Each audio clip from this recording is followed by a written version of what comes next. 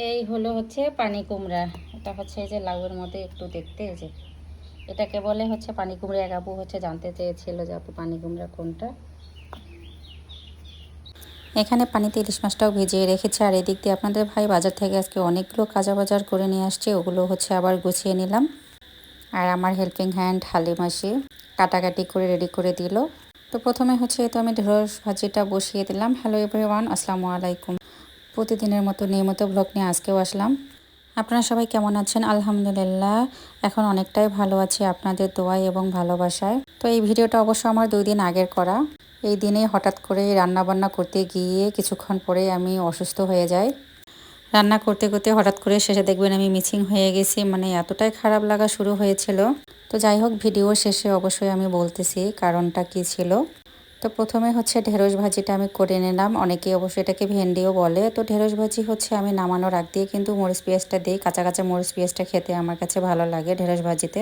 এরপর এখানে হচ্ছে আমি মিষ্টি কুমড়া মসুরের ডাল দিয়ে রান্না করব, তাই হচ্ছে মাসিকে একটু বললাম আমার জায়ের হচ্ছে শাক বাগান থেকে একটু টাটকা পুঁইশাক নিয়ে আসার জন্য। উনি অবশ্য পুঁইশাক নিয়ে আসলো।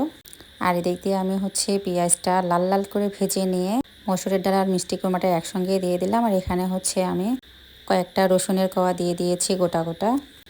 স্বাদ মতো লবণ, হলুদ, এর মধ্যে হচ্ছে আমি মরিচ বাটা দিয়েছি, কাঁচা মরিচ বাটা। তো কিছুক্ষণ ঢাকনা দিয়ে হচ্ছে আমি জাল করে নিয়েছি। যখন এই ডালটা আর হচ্ছে মিষ্টি কুমড়াটা একটু সিদ্ধ হয়ে গেছে, তখনই হচ্ছে আমি শাকগুলো দিয়ে দিলাম। কারণ শাক বেশি সিদ্ধ হলে কিন্তু এর পুষ্টিগুণ থাকে না। আর যেহেতু টাটকা পুঁই শাক, এগুলো কিন্তু সিদ্ধ হতেও সময় লাগে না। এভাবে রান্না করে এর আগেও খেয়েছি, আমার পরিবারের সবাই অনেক পছন্দ করেছে, আমার কাছেও অনেক ভালো লেগেছে অবশ্য। আর আজকে এখানে কিন্তু হচ্ছে আমি আদা বাটাও দিয়েছিলাম আর গরম মশলার গুঁড়ো একটু দিয়েছিলাম। এটা অবশ্য ভিডিওতে নেওয়া হয়নি, কারণ ওই দিন আমাকে একটু হচ্ছে ভিডিও করতে ইচ্ছে করতেছিল না, তারপরেও অবশ্য একটু করতেছিলাম। আর হঠাৎ করে চুলার পাশে বসে আমি রান্না করতেছিলাম আর এত বেশি ঘুম পাচ্ছিল।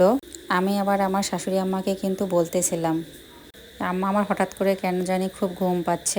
তো এই দিক দিয়ে হচ্ছে আমার শাশুড়ি আমার সুন্দর করে মাছটা আমাকে কেটে দিয়েছে। তো আজকে ইলিশ মাছটা আমি ভেজেই রান্না করব, কারণ বেশ কিছুদিন হয়ে গেল এই মাছ নিয়ে আসার। এর আগে হচ্ছে কষিয়ে রান্না করেছি, কেন জানি খেতে ভালো লাগেনি, মনে হচ্ছিল যে অনেক দিন হয়ে গেছে মাছটা। তাই আজকে পানি কুমড়া দিয়ে এভাবে হচ্ছে ভেজেই রান্না করব।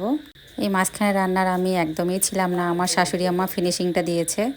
আমি রুমে গিয়ে শুয়েছিলাম, এরপরে শেষে এসে এই তো হচ্ছে তরকারিটা শুধু নামিয়ে নিয়ে গিয়েছি রুমে। আর ওই দিন হচ্ছে আমি একটা তরকারিও খেতে পারিনি, কারণ হঠাৎ করে আমার পেটের প্রবলেম দেখা দিয়েছিল। এরপর হচ্ছে আমার শাশুড়ি আম্মা তো কাঁচা কলা সিদ্ধ করে দিয়েছে, আর এইভাবে আমি হচ্ছে লবণ আর তেল দিয়ে খাচ্ছিলাম। তো আজকের ভিডিওটা এ পর্যন্তই। আপনাদের কাছে কেমন লাগলো অবশ্যই একটু কমেন্টসে জানাবেন। সবাই ভালো থাকবেন, সুস্থ থাকবেন। আল্লাহ হাফেজ, শুভরাত্রি, আসসালামু আলাইকুম।